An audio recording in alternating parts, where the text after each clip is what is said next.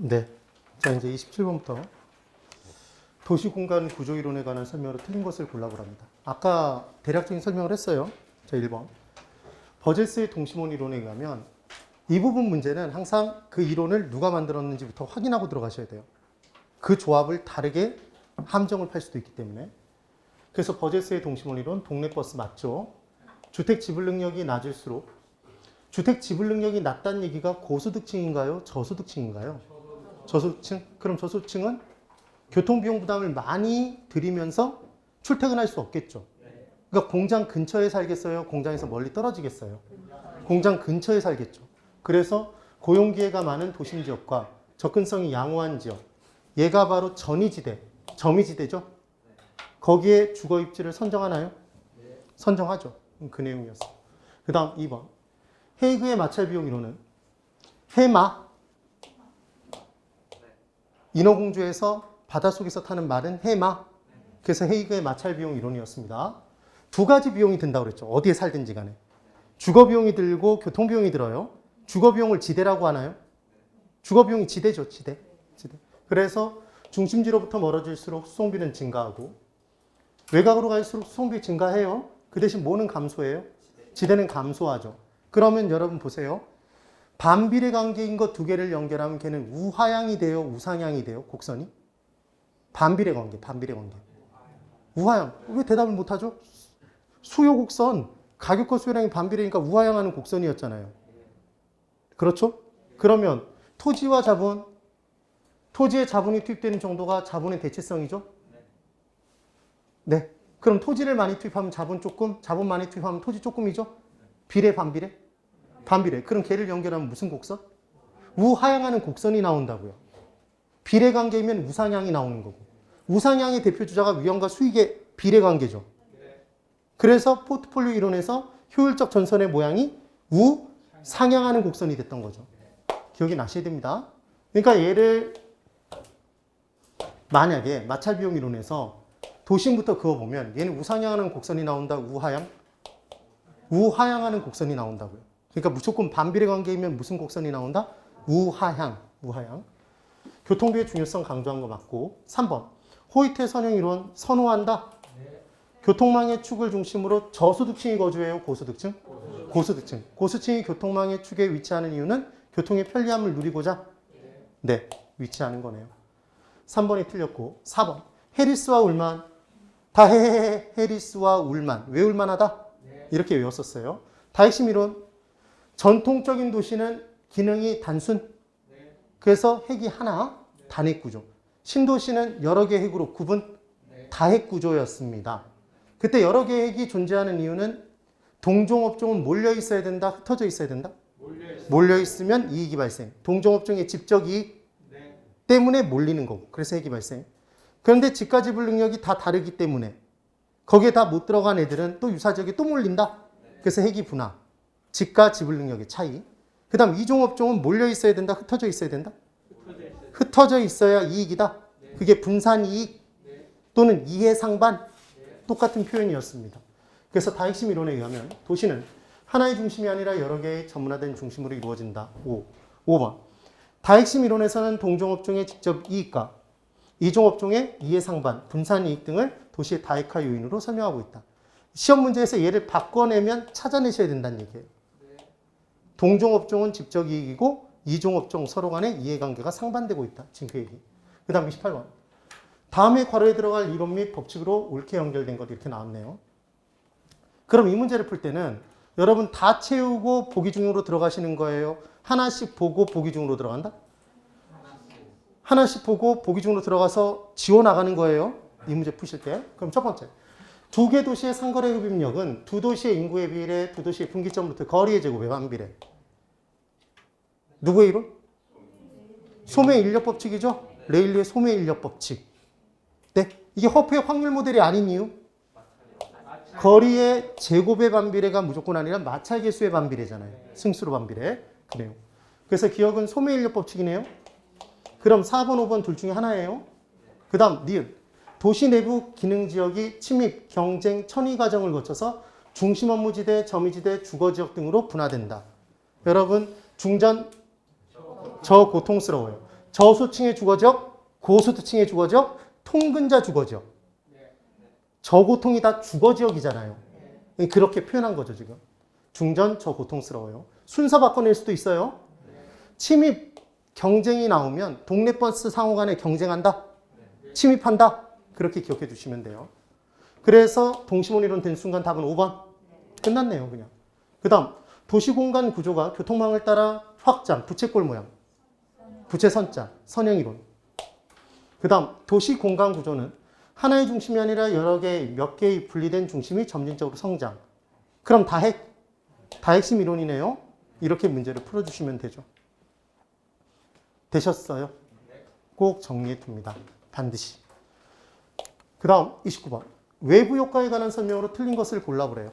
외부 효과. 그럼 1번. 외부 효과란 어떤 경제활동과 관련해서 거래 당사자가 아닌 제3자에게. 여러분, 거래 당사자에게 영향을 끼치는 거 아니에요? 거래 상대방에게 영향을 끼치는 게 아니라 아무 관계없는 제3자.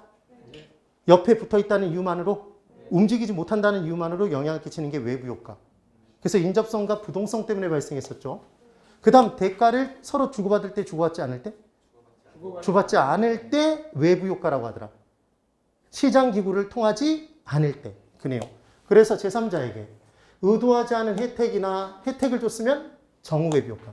손해를 줬으면 부의 외부 효과를 주면서 이에 대한 대가를 받지도 지불하지도 않는 상태를 말한다. 5조. 그 다음 2번.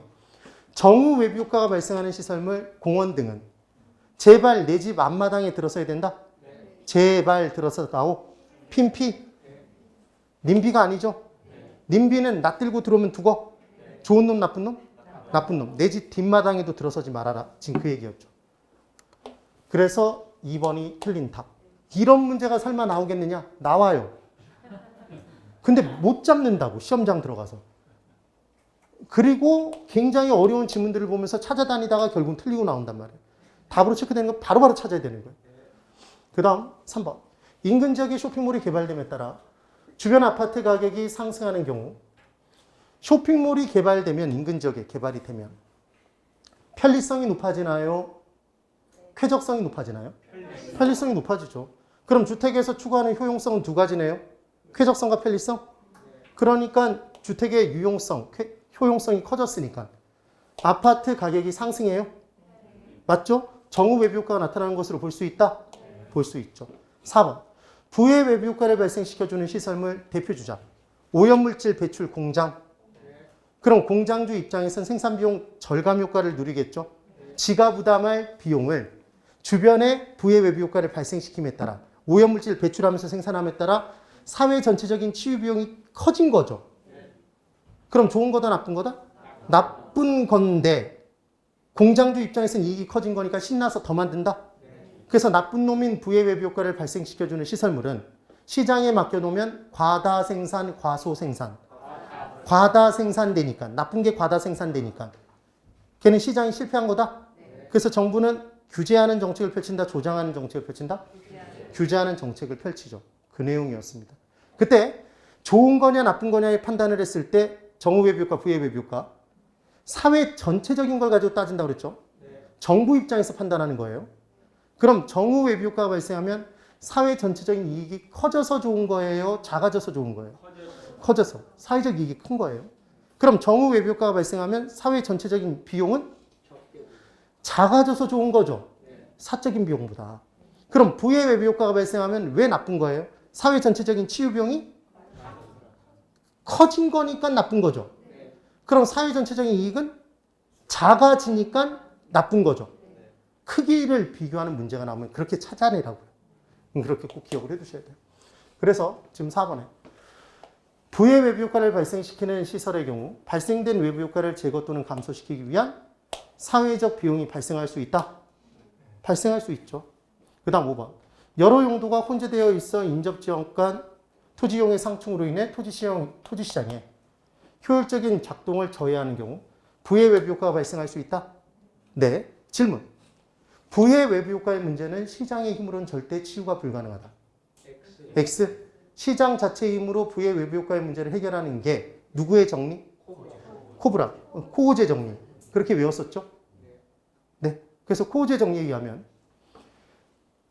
환경권에 대해서 재산 가치를 아예 인정해줘 버리면 오염물질 배출해서 손해를 입은 사람이 배출 따라 손해를 입은 사람이 바로 손해배상 청구가 가능해진다? 법적으로? 그럼 어차피 공장주는 손해배상을 해줘야 되니까 처음부터 부의 외부 효과를 제거하지 않기 위한 걔를 제거하기 위한 오염물질을 배출하지 않기 위한 노력을 기울인다? 자체적으로? 그럼 부의 외부 효과의 문제를 시장 자체의 힘으로 해결할 수 있다는 게 누구의 정리다? 코우제 정리. 그래서 코우제 정리는 정우 외부 효과와 관련이 있다? 부의 외부 효과와? 부의 외부 효과. 휨피 현상은? 정우 외부 효과. 님비 현상은? 부의 외부 효과. 놔들고 들어오면 죽어. 기억나셔야 돼요? 사회적 비용이 큰 게?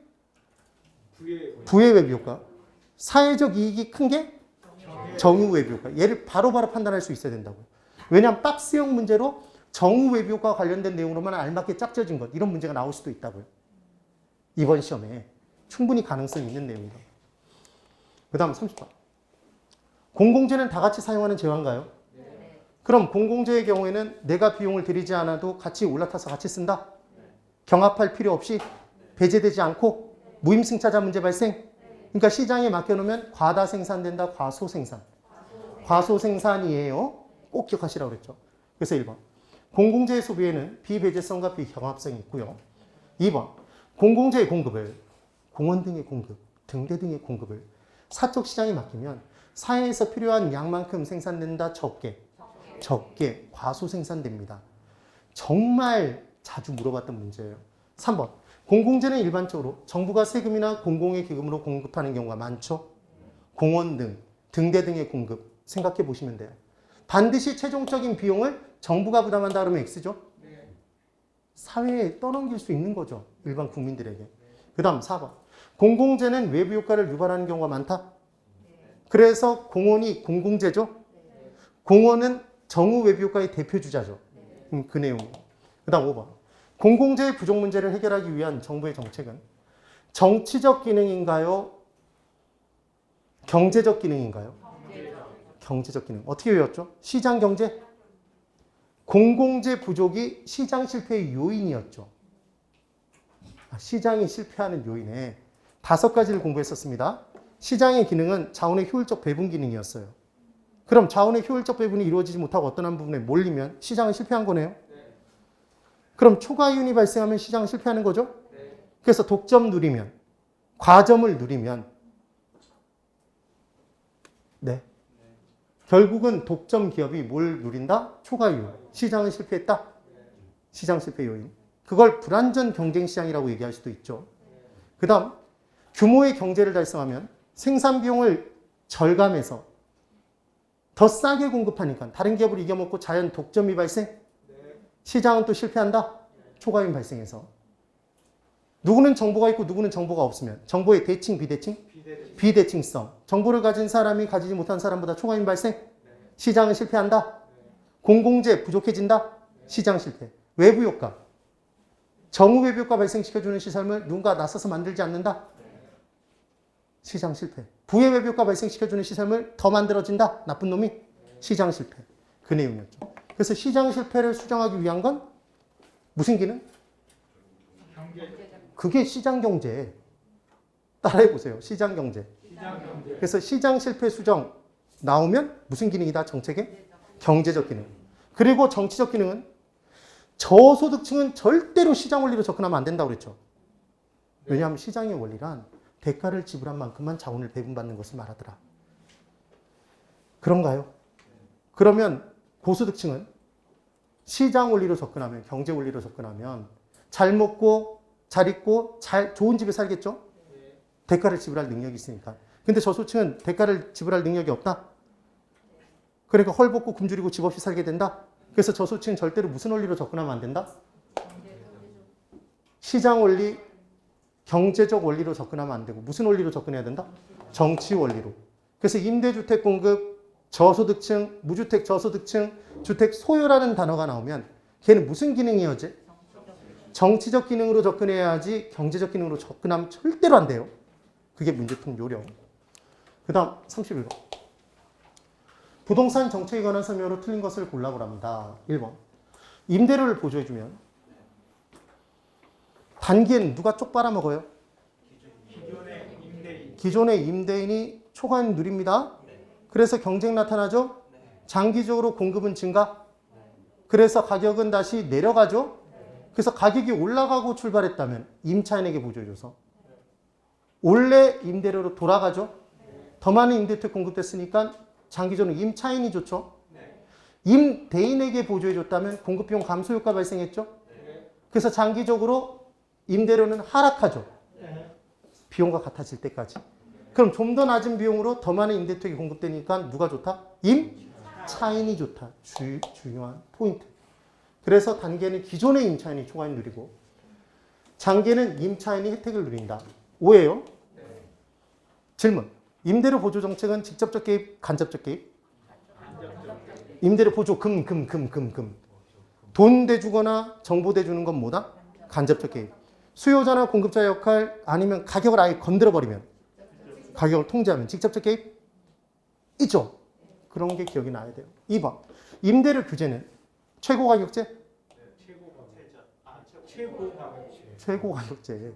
자, 생각해보면 시장에서의 임대료가 균형 임대료가 지나치게 높아서 누가 피해를 보니까? 임차인이 피해를 보니까 정부가 누굴 보호하기 위해? 임차인, 수요자를 보호하기 위해서 공급자 보고 너희들 아무리 높게 받아도 얼마까지만 받아라. 받을 수 있는 가격에 상한선을 그어버린 거다? 하한선을 그었다? 상한선, 최고 가격을 규제한 거죠. 얼마까지만 받아라. 그러니까 얘는 최고 가격제지 최저 가격제가 아니죠. 됐나요? 그래서 이 부분이 틀렸다는 거 꼭 기억해 두시라는 얘기를 했어요.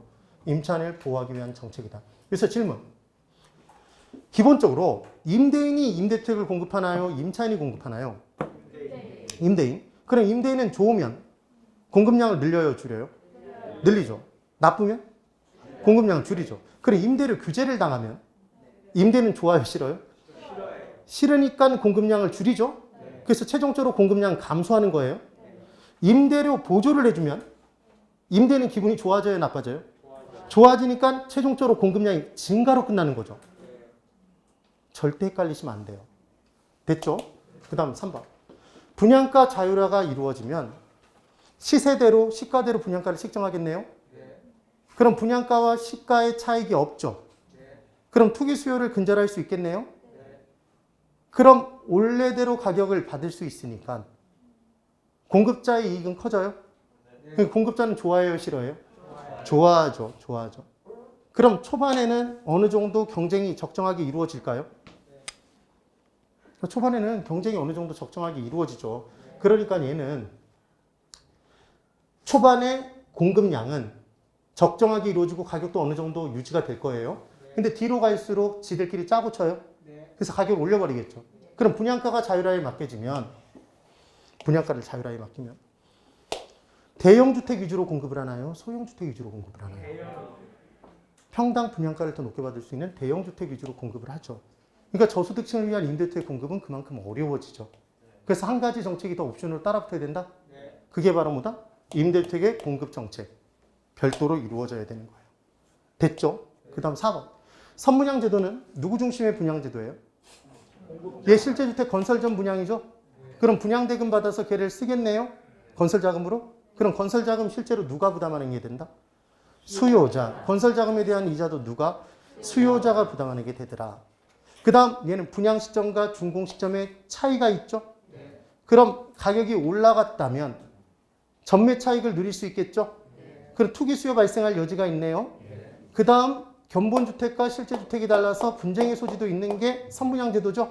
그럼 선분양제도에서는 기술력만 갖추고 있으면 건설 자금이 없어도 먼저 분양 때리고 그 돈으로 지으면 된다? 그러니까 얘는 누구 중심의 분양제도? 공급자. 그래서 얘는 선빵? 선빵이 성공이죠? 아, 예. 그래서 선분양제도는 누구 중심의? 공급자 중심의 분양제도인 거예요. 그래서 전매 차익을 목적으로 한 투기수요 발생 여지가 있는 거죠. 5번.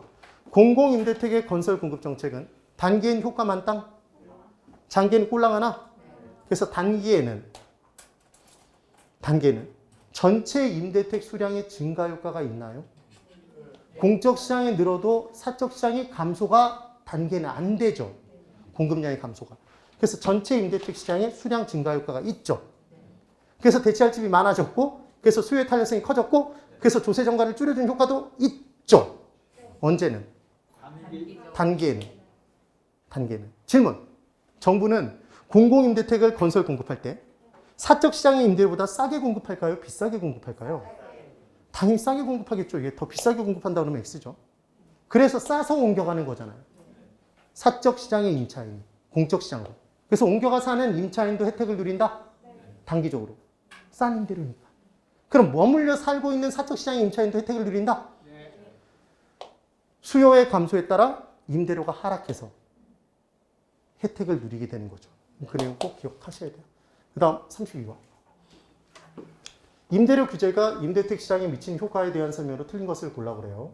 1번. 균형 임대료보다 임대료 상한을 높게 잡으면 시장에서 지나치게 임대료가 높다고 생각해서 규제를 하는데 그 상한선을 원래 임대료 제한보다 더 높게 결정해버리면 미친 정부다? 그러니까 변화가 생긴다 생기지 않는다? 얘는 균형점의 이동이 없죠. 그래서 시장에 아무런 변화도 없다? 균형 임대료와 공급량에 아무런 영향을 끼치지 않는 거예요. 2번.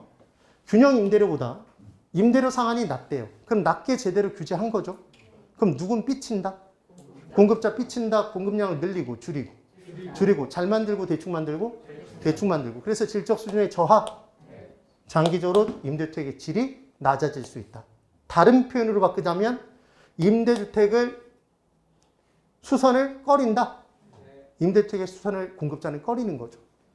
그럼 공급량을 줄인다는 얘기는 임대주택을 다른 용도로 전환시킨다. 단기, 장기? 장기적으로. 그 내용. 그 다음 3번. 균형 임대료보다 임대료 상한이 낮을 경우 임대주택에 대한 공급이 단기적으로는 탄력적, 장기적으로는 비탄력적으로 가능한다. 여러분 언제 더 많이 반응해요? 가격이 떨어지니까 공급량을 줄이고 싶은데 언제 더 많이 줄일 수 있다? 장기에 더 많이 줄이죠. 더 많이 줄이는 게 더 많이 변화하는 거잖아요. 그러니까 장기에 더 탄력적이 되겠죠. 바뀌었죠 지금? 그래서 3번이 틀렸네요. 그 다음 4번. 균형 임대료보다 임대료 상한이 낮을 경우 임대료 규제가 지속되면 장기적으로 음성적 거래가 발생할 수 있다. 암시장 형성, 음성적인 비용 발생. 그래서 초과 수요에 따라 가격이 폭등할 수도 있더라. 그 내용입니다. 그 다음 5번.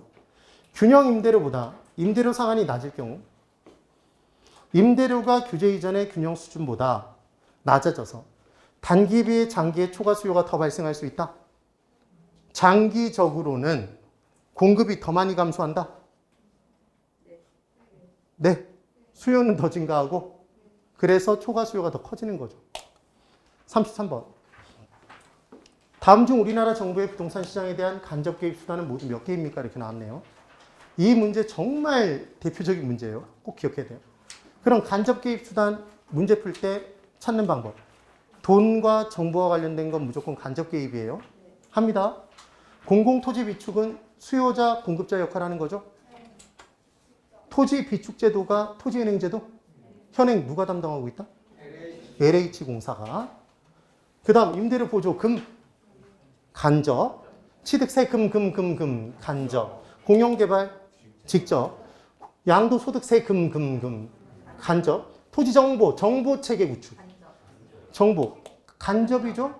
간접. 제발 직접이라고 대답하지 말아요. 네. 그 다음 분양가 규제는 가격을 아예 직접 건든 거죠? 직접적 개입. 총부채 상환 비율, DTI, LTV에 따라 빌릴 수 있는 돈의 양이 달라지죠? 이건 간접이죠, 간접. 그래서 지금 몇 개예요? 5개? 네. 이렇게 찾아내면 되죠. 꼭 구분합니다. 여기서 여러분들 헷갈리는 건 뭐가 헷갈리냐면 이것만 헷갈려요, 이것만. DTI, LTV는 빌릴 수 있는 돈의 양을 규제하는 거죠. 대출 금액을 돈을 규제하는 거잖아요. 분양가 규제, 임대료 규제는 가격을 규제하는 거죠. 가격을 직접 건드는 건 직접적 개입이고 돈의 양을, 유입되는 돈의 양을 조절하는 건 뭐예요? 간접 개입이죠. 그래서 DTI, LTV 규제는 간접 개입이고 분양가 규제, 임대료 규제는 분양가 상한제는 직접적 개입인 거죠. 34번. 우리나라 토지 관련 제도에 관한 설명으로 틀린 것을 골라보랍니다. 1번. 토지 비축 제도는 정부 등이 토지를 매입한 후 보유하고 있다가 적절한 때에 이를 매각하거나 공공용으로 사용하기 위한 것. 자, 질문. 적절한 때에 이를 매각한다는 얘기는 수급 조절용이죠? 그럼 수급 조절용으로 토지를 미리 비축해 둘 때 수용하면 돼요? 안 된다고 그랬죠? 근데 공공사업을 진행할 목적으로는 그 토지를 꼭 필요로 하는 거니까 그 토지여야 되는 거잖아요. 그러니까 그때는 수용권 행사가 가능하겠죠. 강제 수용이 가능했다. 그 내용. 그래서 LH공사가 담당하고 있나요? 이거 각 지방자치단체가 담당한다 그러면 X였어요. 그 다음 2번. 지구 단위 계획은 단위는 우리가 성적표에 수미 양가? 수, 우, 미, 양가였죠? 그래서 도시군 계획 수립 지역에 일부에 대해서 가능해요? 얘 전부에 대해서 가능해요? 얘는 일부여야 된다고 그랬죠? 근데 얘를 뺀 나머지에서는 전부 또는 일부죠? 네. 도시군 계획 수립 지역 전체에다 다 지구 단위 계획을 하진 않잖아요. 네. 근데 일부를 개발할 때는 그 일부의 전부를 개발할 수도 있고 일부의 일부만 개발할 수도 있죠. 지금 그 얘기였죠. 그래서 반드시 기억합니다. 지구 단위 계획은 수, 미, 양이죠. 미관계선 양호한 맞아요. 근데 이 부분이 일부여야지만 맞는 거예요. 도시군 계획 수립 대상 지역에서는 일부여야 되지. 이게 전부로 바뀌면 X라고. 네. 근데 얘가 도시군 계획 수립 대상 지역이 아니라 다른 지역으로 나오면 그때는 여기가 전부가 되든 일부가 되든 상관이 없단 말이에요. 강조했었죠? 네. 그렇게 문제 나오면 정말 드럽게 어렵게 나오는 거예요. 네. 그래서 2번, 5, 3번. 개발권 양도제는 개발권만 양도제? 토지 이용 규제가 이루어진 지역의 개발권만 개발 가능 지역에 이전할 수 있도록 만든 제도로 얘는 개발 가능 지역에서 개발권 사들인 사람은 용적률로 전환해서 예외적인 개발이 가능해지니까 그때의 우발 이익으로서 토지 이용 규제가 이루어진 지역의 우발 손실을 시장 자체적으로 보상해주는 제도였죠. 정부가 사서 팔아주는 거 아니었어요. 그네요. 그런데 얘가 많이 진행이 되면 토지 이용 규제, 지역지구제의 틀이 와해돼 버릴 수도 있다. 예외적인 개발이 많아지니까. 그래서 우리나라에서는 개발권 이전제를 시행한다, 시행하지 않는다. 시행하지 않는다가 포인트였어요. 시행하지 않고 있는 정책 두 가지 또 기억하라고 그랬죠? 폐지된 초과이득세. 네? 택지 소유 상한제는 현행 없다. 기억하라고 그랬죠? 제발. 그 다음 4번. 토지 선매제도. 시장군수구청장은 토지거래 계약 허가를 받아 취득한 토지를 그 이용 목적대로 이용하고 있지 아니한 토지에 대해서 원래는 이행을 다시 강제시킬 수도 있죠.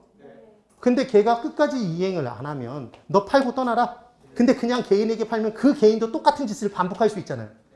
그러니까 국가 등에게 먼저 살 수 있도록 권한을 주는 거죠. 이게 토지 선매제도예요. 그럼 토지 선매제도에 의할 때 국가 등이 수용하나요? 수용하는 게 아니라 우선 협상권을 갖는 거지. 그래서 우선적으로 협의 매수할 수 있게 하는 거지 수용할 수 있게 하는 게 아니에요. 주의 꼭 하세요. 그 다음 5번. 우리 적성평가 언제 한다고요? 진로가 명확할 때, 명확하지 않을 때? 명확하지 않을 때. 그래서 토지가 보존해야 될지 개발해야 될지 모르겠다면 그때 하는 게 뭐다? 적성평가죠. 그래서 토지 적성평가에는 토지의 토양, 입지, 활용 가능성 등 토지의 적성에 대한 내용이 포함되어야 한다. 그럼 여러분 보세요. 토양, 입지, 활용 가능성 등을 따져봤을 때 개발하는 게 타당하면 얘는 개발해야죠. 근데 봤더니 입지가 후져. 활용 가능성도 거의 없어. 그럼 얘는 개발하는 것보다 보존하는 게 낫죠. 네. 그런 식의 개념이란 말이에요. 35번. 토지 정책에 관한 설명으로 옳은 것을 골라보래요. 자, 1번. 이렇게 섞여 있을 때 골라내는 게 진정한 능력이죠. 토지 정책 수단 중 도시개발 사업, 토지 수용, 얘 둘 다 개발해서 공급하죠. 금융 지원, 돈이죠, 돈. 금융 돈이죠. 이 간접 개입이죠. 보조금 돈이죠. 간접 개입. 다 직접 개입이라고 했으니까 X죠. 2번. 개발이익 환수제는 개발 사업의 시행으로 이익을 얻은 사업 시행자로부터 불로소득적 증가분의 일정액을 환수하는 제도다. 5인가요? 응, 5죠. 3번. 토지 선매란 토지거래 허가구역 내에서 토지거래 계약의 허가 신청이 있을 때 공익 목적을 위해서, 이게 중요한 포인트죠. 사적 거래에 우선하여 국가 등에게 그 토지를 강제 수용하게 하는 제도다. 뭐가 마음에 걸려요? 강제 수용. 이게 틀렸잖아요, 지금. 이 부분 틀린 건. 그래서 맞는 건 아까 2번이었고 4번. 개발권 양도제 봤죠? 지금 개발권과 소유권을 함께 이전시킨다 그러니까 X죠. 뭐만 이전? 개발권만 이전제. 따라해보세요. 개발권만 이전제. 네. 그 다음 5번. 지구 단위계획. 도시군 계획 수립 대상 지역의 전부에 대하여 토지 이용을 합리화시키고 어쩌고저쩌고 쭉 나왔죠? 이걸 보면서 네가 이렇게 하라며 단위는 수미양이라며 맞네 그러면서 들어가면 틀리다고요. 지금 뭐가 틀렸어요? 얘 전부가 틀렸죠. 얘는 일부여야 된다고. 36번. 용도 지역 지구조에 대한 설명으로 옳지 않은 것. 1번. 토지 이용에 수반되는 정후 외부 효과를 제거 감소시키는 게 목적이에요. 부의 외부 효과? 부의 외부 효과. 이런 문제 안 나올 것 같죠? 나와요. 실제로 나와요. 그래서 아무리 어렵게 나온 시험에도 정말 어이없이 쉬운 내용들이 섞여 있어요. 개론에서 그렇게 쉬운 문제가 몇 문제 이상은 분명히 나오냐면 10문제 이상은 무조건 나와요. 그냥 거저 죽는 문제가. 근데 그걸 누군가는 다 죽고 누군가는 거기서 실수해서 틀린단 말이에요. 시간이 부족해서 누군가는 그런 쉬운 문제인지도 모르고 넘어가. 그러니까 제 시간 안에 풀 수 있는 문제들을 풀면 붙는 시험이에요. 여러분들은 붙을 수 있는 지금 조건을 다 갖췄어. 지금 확인하러 온 거잖아요. 새로 공부하러 온 게 아니잖아요. 자, 이제 그래서 1번이 틀렸고 2번.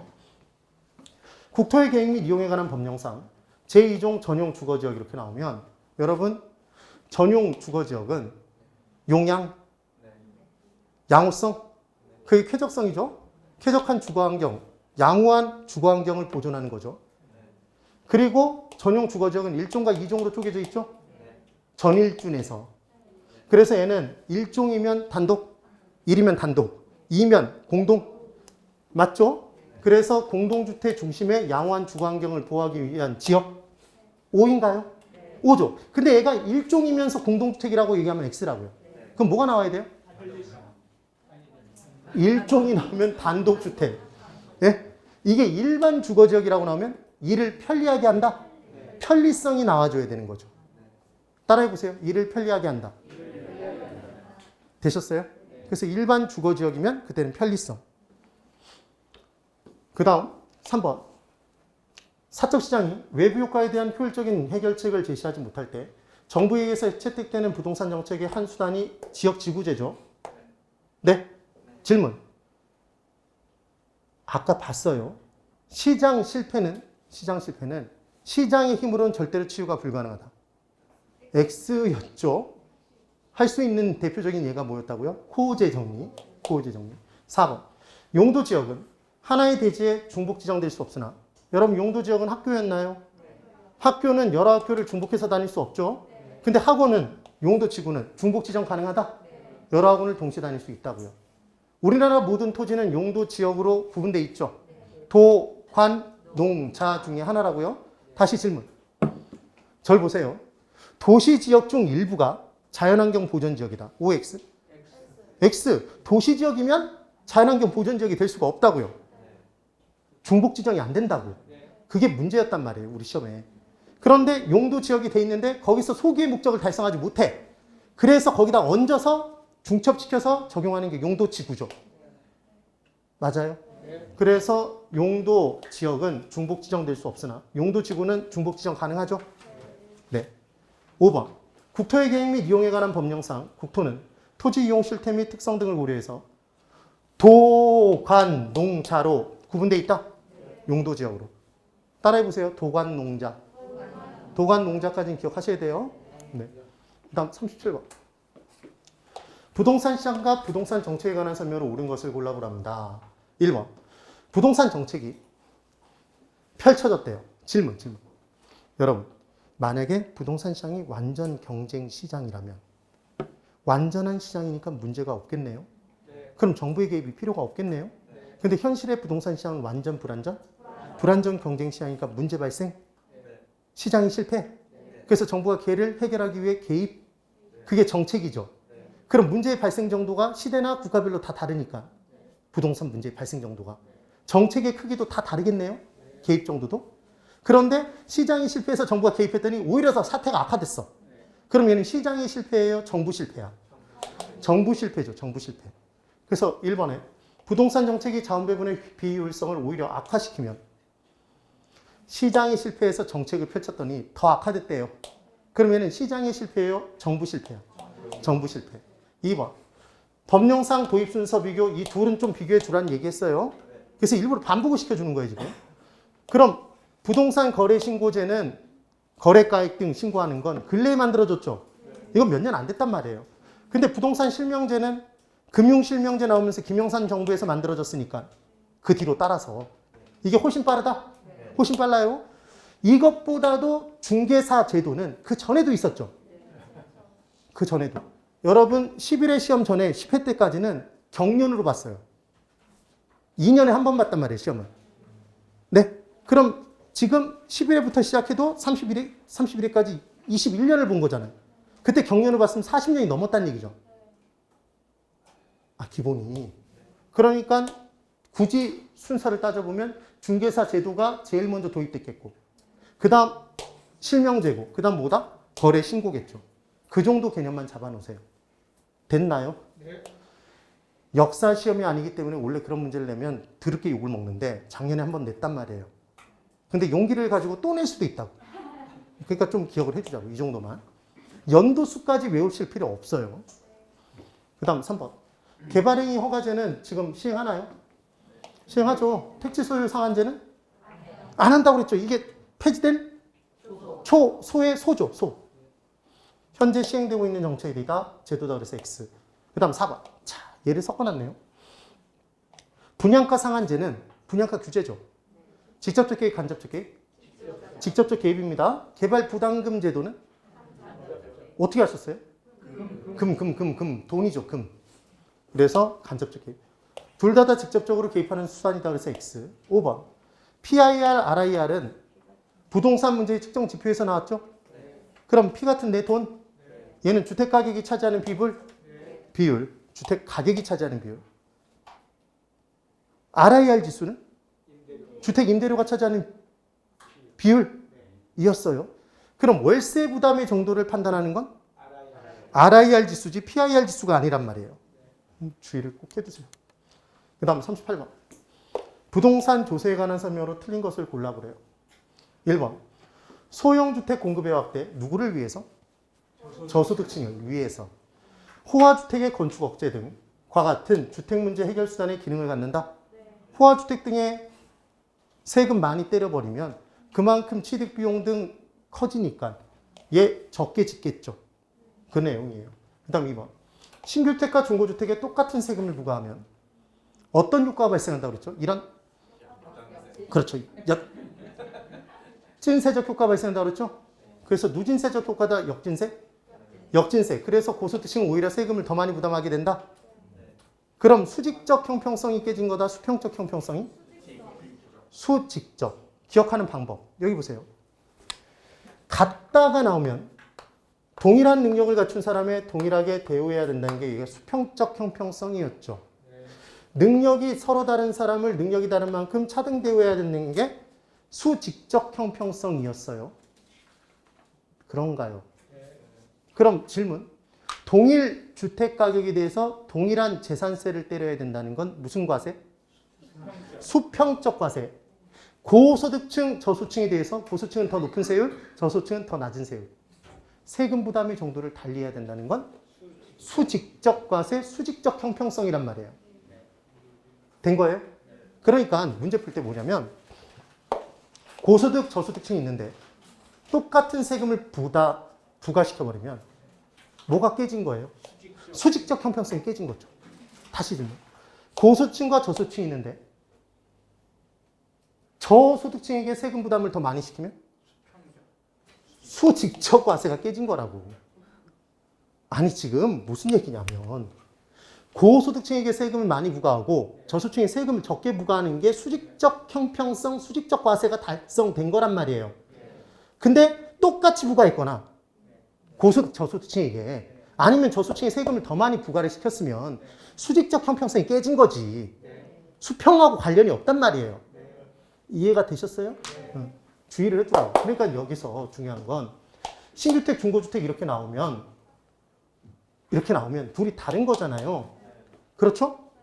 그때 저수층 부담. 그럼 고수층이 또 있다는 얘기잖아. 그럼 얘는 수직이다, 수평이다? 수직이라는 걸 먼저 판단하고 들어가 줘야 된다는 얘기라는 거예요. 됐어요? 그래서 수평적 형평성을 달성할 수 없게 된다가 X죠. 수직적 형평성을 달성할 수 없는 거지. 3번. 양도소득세의 중과는 부동산 보유자로 하여금 거래를 뒤로 미루게 하는 동결 효과를 갖고 있다. 양도소득세가 중과세가 되면 지금 판다, 안 판다? 안 판다. 지금 공급은 얼어붙는다? 그러면 공급이 줄에 따라 초과 수요가 발생해서 가격은 오히려 더 올라가 버릴 수도 있다? 그렇죠. 4번. 조세 부과는 수요자와 공급자에게 모두 세금을 부담하게 하나? 왜 모두 부담이 되죠? 임차인에게 재산세 부과해요? 임대인에게 부과해요? 임대인에게. 양도인이 양도소득세 내요? 양수인이 내요? 양도인이. 그래서 임대주택의 공급자인 임대인에게 재산세를 부과하고 양도인에게 양도소득세를 부과했더니 지들이 공급비용 부담해야 될 걸 자기 혼자 부담한다, 떠넘긴다? 떠넘긴다. 누구에게? 만만한 수요자, 임차인에게, 양수인에게 떠넘긴다? 뭐의 상승으로? 임대료의 상승, 가격의 상승으로 떠넘긴다? 그때 떠넘겨지는 정도는 뭐에 따라 달라진다? 수요와 공급의 상대적 탄력성의 크기에 따라 달라진다? 상대적으로 비탄력적인 사람이 더 많이 부담한다? 맞아요? 그러면 자, 여기서 하나 요거 연습할까요?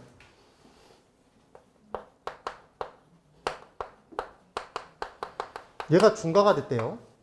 그때 수요 곡선의 기울기가 얘가 더 작대요. 공급 곡선의 기울기보다. 네. 그러면 뭐가 더 탄력적인 거예요? 수요가 더 탄력적인 거죠? 이걸 고쳐 문제를 풀 수 있어야 된다고. 그럼 수요가 더 탄력적이니까 수요자가 더 많이 부담한다 그러면 X죠? 공급자가 더 많이 부담해야 되는 거지. 이해되셨어요? 문제를 그렇게 풀 수 있어야 돼요. 그래서 상대적 탄력성이 낮은 쪽이 세금을 더 많이 부담하게 된다. 5죠.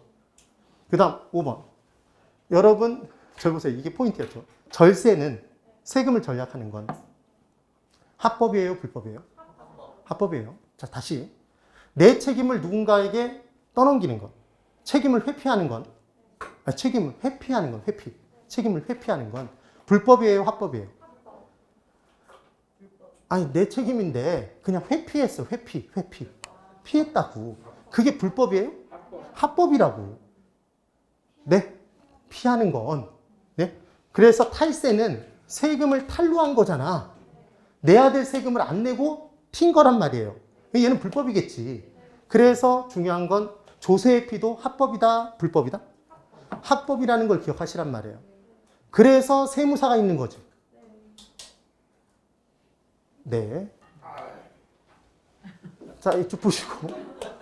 39번. 우리나라의 부동산 조세제도에 관한 설명으로 옳지 않은 것을 골라보랍니다. 1번. 양도소득세와 취득세는 취득한 사람이, 양도한 사람이 신고해서 납부하는 제도죠. 신고 납부 방식이에요. 그런데 재산세 내고, 기본적으로 재산세 내고 할 때 재산을 가진 사람이 나 얼마만큼 내겠다고 신고 납부하나요? 아니면 용지가 오나요? 얼마 내라고 용지가 오죠? 그 내용이죠. 다르죠. 그래서 지금 얘는 신고 납부. 그 다음 2번. 취득세, 증여세는 취득하면 내는 세금 취득세. 증여받아 취득한 거죠? 그러니까 부동산의 취득 단계에 부과하는 게 맞죠. 그 다음 3번. 양도소득세와 종합부동산세는 취득세와, 이게 구분하는 포인트였어요. 취득세와 양도소득세 중에 기본적으로 금액이 더 큰 건? 양도소득세의 금액이 더 커요. 세율도 훨씬 더 높게 적용되는 거고. 그러니까 금액이 큰 걸 누가 갖는다? 국가가? 그래서 국세라고 그랬죠. 재산세와 종부세 중에 뭐의 금액이 더 크다고 그랬어요? 종부세? 그래서 걔가 국세라고 그랬죠. 재산세는 그럼 지방세. 취득세, 등록면허세, 지방세. 그렇게 기억을 해주시면 되죠. 그 다음 4번. 상속세와 증여세는 누진세율을 적용한다. 맞아요? 네. 그래서 이번에 삼성가에서 2조의 세금을 내야 돼서 삼성전자 주식 등을 많이 팔기 위해서 내놨죠. 그럼 시장에 주식 공급이 증가하니까 삼성전자의 주식 가격이 올라가겠다, 떨어지겠다? 떨어지겠죠. 기본이. 그런 거예요. 그 다음 5번. 종합부동산세와 재산세의 과세 기준일은 매년 6월 30일이 된다. 기준, 기억하는 방법. 제육볶음 기억하는 거예요. 저 오늘 점심에 제육볶음을 시켰어. 뭔 얘기냐면 재산세의 기준일은 언제다? 6월이라고요. 제6. 예? 됐나요? 그리고 기준일은 언제다? 1일이라고 1일. 항상 기준일은 초일이지 말일이 되는 경우 없단 말이에요. 기억을 해주세요. 그 다음 물납 가능한 경우에 세금이 뭔지 문제를 낼 수 있다고요. 세법에서도. 그럼 기억하는 방법은 재물. 네, 재물. 그렇게 기억하면 돼요. 취물 이상하잖아. 등물 이상하잖아. 예? 약물도 이상하잖아요. 예? 종물도 이상해. 근데 뭐는 맞아? 재물. 그래서 재산세는 뭐가 있다? 물납이 있다고 기억하시라고. 그 다음 40번. 부동산 관련 조세 중 국세, 보유과세 모두에 해당하는 것. 이런 문제가 나올 수 있죠. 그럼 보유기간 중에 내는 게 재산세와 종부세잖아요. 둘 중에 큰 금액은 뭐예요? 종부세. 그러니까 답은 종부세죠. 되셨나요? 네. 41번에 투자론 부분부터 내용이 있죠. 이 부분 이제 10분간 쉬었다가 또 보도록 하죠. 10분 쉬세요.